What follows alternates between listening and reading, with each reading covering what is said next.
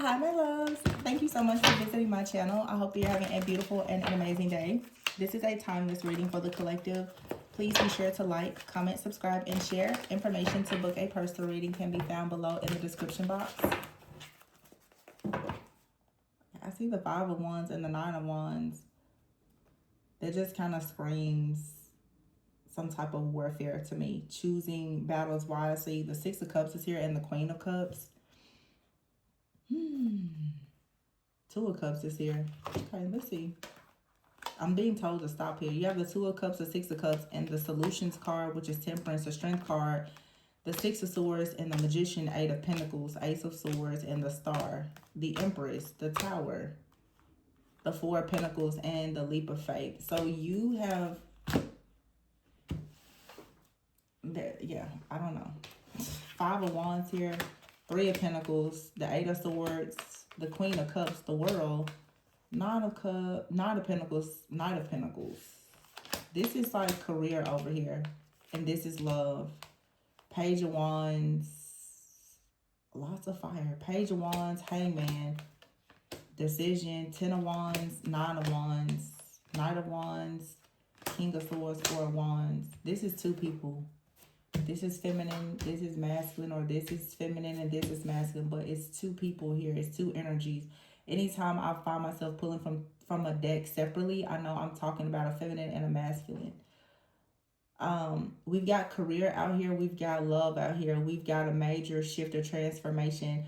The Six of Cups out here and the Two of Cups is talking about a shift in a partnership that's coming from someone embracing their inner child, reparenting themselves, rewiring the way that they choose to love, and finding the strength to actually move forward and find a solution to manifest a way to partner with a person. Someone here has to let go. The Four of Pentacles is talking about letting go, not being so resistant to change. You have the Leap of Faith out here and the Magician. It's like a masculine has to take a leap of faith, or the feminine, you have to take a leap of faith by stepping more into your masculine energy. The Ace of Swords is talking, and the Star is a breakthrough, going towards a brand new beginning here where you change your life and you start creating the lifestyle and the destiny that you want. Now, we have the Five of Wands over here, the Three of Pentacles, and the World. There have been issues with either someone's work or career, or just coming into some type of agreement with when it comes to partnership. So if this is a partnership, you and someone, you definitely are running into issues with a different set of beliefs. And that's the reason why you're being challenged, because you have to find out how to get on the same page. The Nine of Pentacles is here with the Knight of Pentacles. So we have the Three of Pentacles, the Nine of Pentacles, and the Knight of Pentacles. So when it comes to partnership, someone out here is very used to doing things alone. The Nine of Pentacles is usually someone who is single. Someone prefers to do things alone because that's probably all that they know. Someone only understands how to do things alone. And so we have the Page of Wands here with the Hangman and the Decision card. This is saying it's time to release from the past. It's time to let go of this hyper independence, and actually allow yourself to have the mindset of someone who is a partner. If you want a partnership, it doesn't have to be romantic. This is talking about learning how to allow help to come in. I feel like I'm talking to a very hyper independent, maybe even like masculine feminine. And I think like a lot of feminines in the collective I know, divine feminines are naturally in an alpha type of energy, because you have to hold so much stuff down on your own for yourself, your family, maybe friends. You may even show up as kind of dominant in relationships, but there's a shift here that's happening where this is saying it's important with the Ten of Wands and the Nine of Wands here to learn to ask for help and drop the burdens here with the Knight of Wands and the King of Swords, because someone comes in with a solution to help you have a better foundation, but you will have to get out of your own way and allow this energy to come in. A lot of people are like, I'm tired of doing everything by myself, but whenever someone comes in to help you, you push them away because you just don't know how to accept help.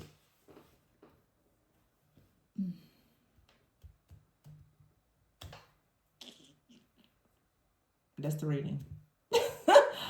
That's it. Accept the help. And I know that's hard because accepting the help means that you have to be vulnerable, you have to be transparent, you have to be honest. You may have to express that there is some type of weakness in some area. You have to take the mask off of being the hero. But the Three of Wands is here with the Justice. That's the only way that something is balanced here. You can't show up there in order to have synergy and polarity. You have to actually know your role, your place, your position in your partnership. And that's not saying that there's, not necessarily gender roles, but in a connection, there has to be polarity. There's a role that the feminine and the masculine both play. And you can't always be in a position of playing both. But most people, especially if you've been single for a really long time, battling things for a long time, you only know how to play both. You don't know how to this is talking about getting in your primary role as the feminine or the masculine.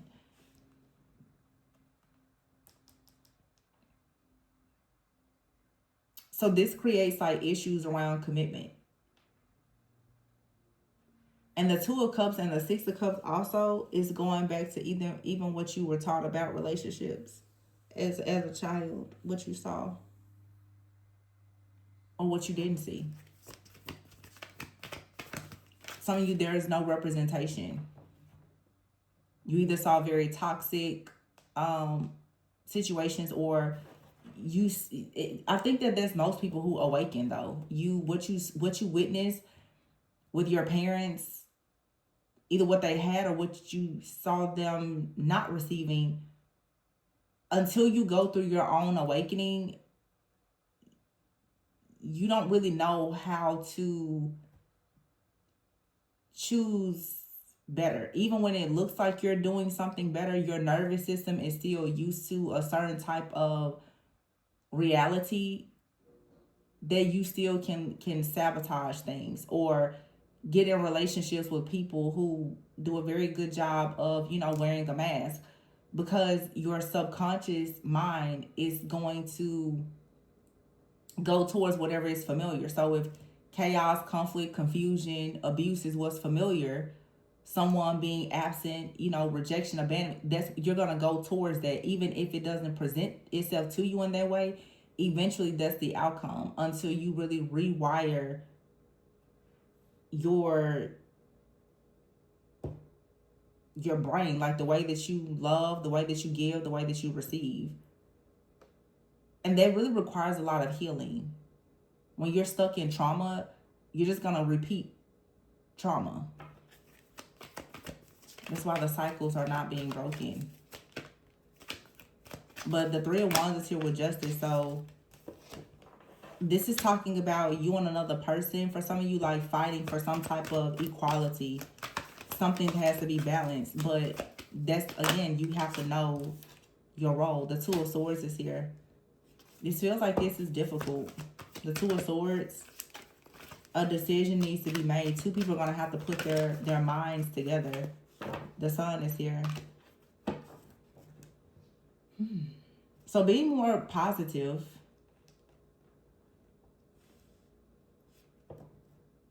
Working together, collaborating. There's hope. Nine of Swords is here. Nine of Swords is here. The Epiphany, the Eight of Cups, the Emperor is here, and the Ten of Cups. With the High Priestess, the Three of Cups. I feel like somebody is looking at this like, I should just walk away from this.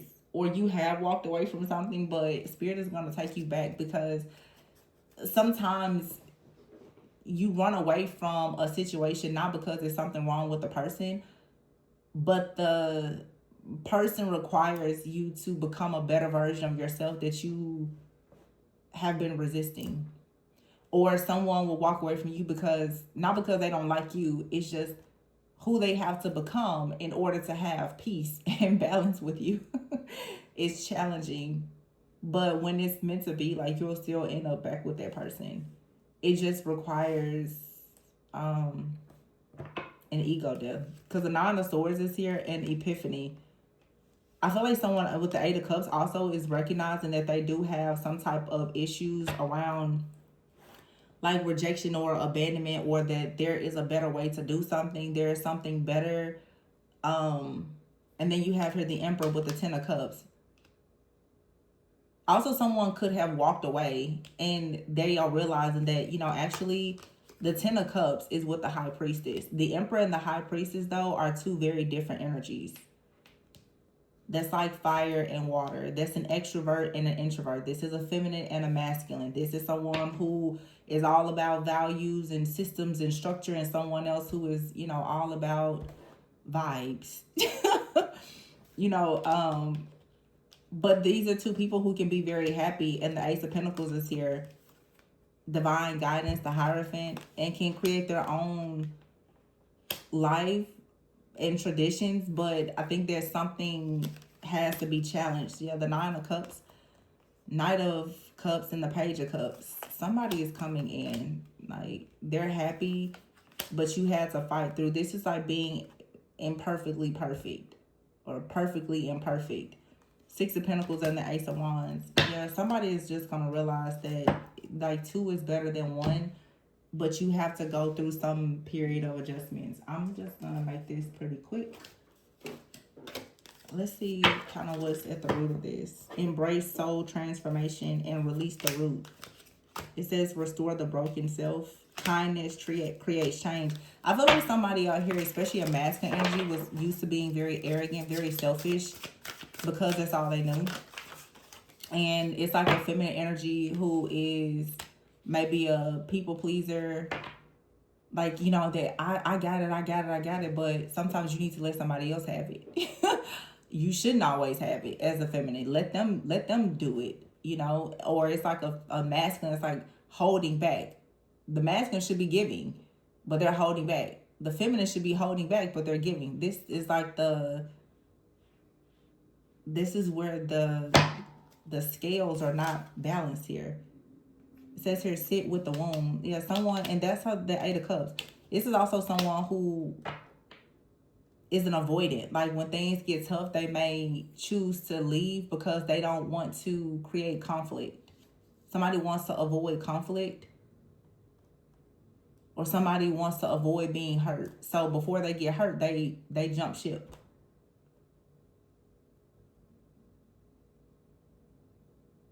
Wow. This says some healing begins when you're willing to stay with what hurts. Sometimes, I saw somebody say this recently on Instagram. I've seen it or read it before. Sometimes God doesn't replace. Sometimes God will simply restore. I think a lot of people are stuck in cancel culture. Like, every time something doesn't go your way, you just want to jump ship. But sometimes you're meant to actually sit with the hurt and stay to actually heal something at the root, to actually restore balance within yourself, to restore your broken self. You're not always supposed to run. That's just running from the problem. And you're going to run from the problem, and you're going to run into the same problem in another relationship, in another person, until you confront it. If you're arrogant, you're going to run into an issue with any person. If you are super hyper vigilant and hyper independent, if you have whatever your issue is, going to show up in every single relationship until you deal with it at the root. And I don't think that enough people realize there's going to be a person that's going to come and mirror something to you it's going to force you to like pull something out by the root. That's usually the most painful relationship, but a lot of times it's the most healthy relationship. Because you have to know, like, a person that God really wants you to be with, they're going to force you to transform in a way that nobody else has ever made you transform. A person who doesn't really care, they'll allow you to continue doing whatever mess you've been doing and getting through life, not seeing the results that you want. But eventually you'll run into a person that will require something of you that's going to get you much closer to God and your higher self.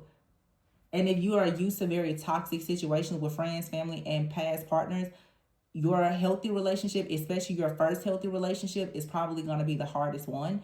And it's the one where you will probably experience the most self-sabotage, because so many of your fears are going to be awakened because you're not going to be the person that's going to say, oh, it's your fault. Somebody's going to mirror something back to you and show you that, no, you have faults as well.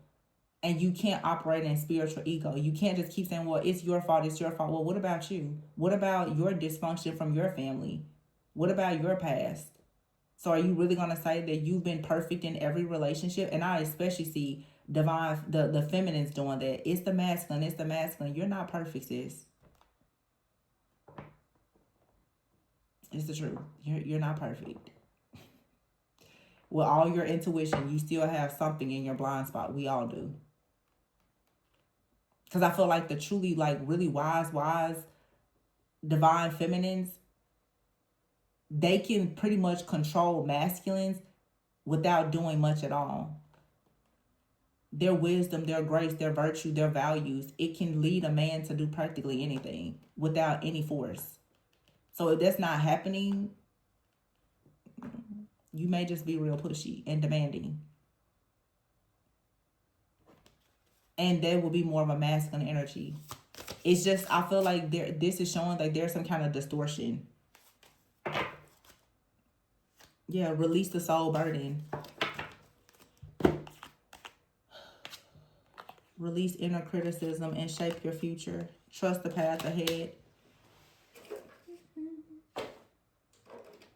I feel like people are really starting to wake up for the next level. Yeah, look at that, losing identity and compromise. You shouldn't lose your identity in a relationship, but I'm going to tell you what's happening here in this reading. Someone who feels like love is a lost cause, a lost case, was very hesitant to move forward because of their fear. And this more of a masculine, and the feminine was so addicted to toxicity and had insecurities and was worried about someone cheating. Both of these people have arguments because of their control issues. It's saying here there needs to be a breakthrough and a compromise, and you may only discover that by having a separation and realizing what I say, perfectly imperfect, that this was all part of the plan. You and someone have control issues, and the control comes from years of dysfunction and fear. Fear of someone cheating, fear of someone leaving you, fear of someone abandoning you, fear of someone rejecting you, whatever it is, fear of something becoming toxic. Like, you're so afraid of a situation going bad that you ruin it. It's self-sabotage. But the separation was part of the plan because you needed to actually see the importance of the breakthrough. This is an avoidant and an anxious person. Somebody's like, I just don't see the point in doing all of this, so I'm just going to leave. The feminine is just like, well, I did everything to make you stay, and you left, so you're just like everybody else. And it's like, no, you both have control issues. You both. That's an insecure attachment style. That's one person insisting that something be very close and intimate, and the other person is freaked out by it because both of you have some kind of past trauma.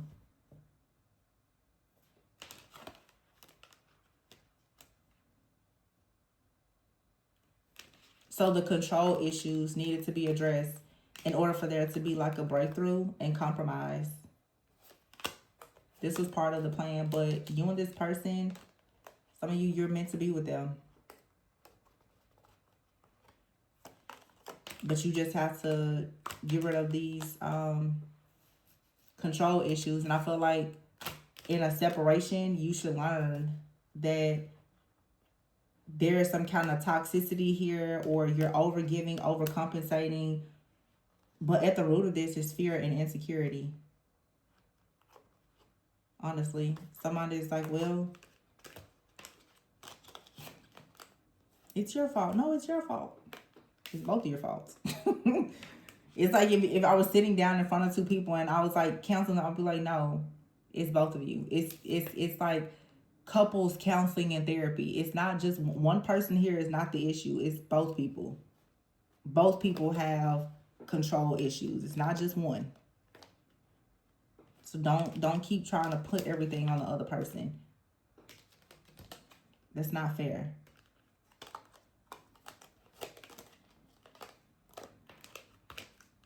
But the separation, the breakup, whatever, for some of you is part of the plan. So this is for some of you a reconciliation energy. You're coming together with someone. This person didn't necessarily hurt you.